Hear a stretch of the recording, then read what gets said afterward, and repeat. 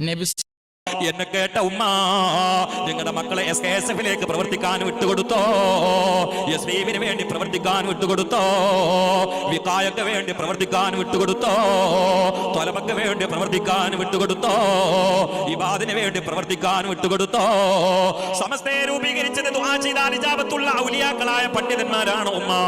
ഇന്ന് യുക്തിവാദികൾ കൊടുങ്കാറ്റടിച്ച് വീശുന്ന കാലമാ, ലിബറലിസം കയറി വന്ന കാലമാ, എത്തിസം കരിക്കുലത്തിലേക്ക് അതിഥിയായി കടന്നു വന്ന കാലമാ. മുമ്പ് മതമില്ലാത്ത ജീവനായിരുന്നു, നമുക്കാണെങ്കിലോ കയ്യിലുള്ളത് ജീവനില്ലാത്ത മതമായി പോയി. ഇപ്പോഴിതാ പല രൂപത്തിലുള്ള ലിബറലിസം ഒളിച്ചു കടത്താൻ വേണ്ടി ശ്രമിക്കുകയാ സിലബസിലേക്ക്. ഇന്നൊരു ശംസുലമ ഉണ്ടായിരുന്നെങ്കിൽ നമ്മൾ കൊതിക്കുകയാ. എന്നാൽ നമുക്ക് സങ്കടമില്ല, കാലഘട്ടത്തിന്റെ ശംസുലമ നമ്മുടെ കൂടെയുണ്ട്. അത് ജിഫ്രി തങ്ങളാ, അലിക്കുട്ടി ഉസ്താദാ, MT ഉസ്താദാ.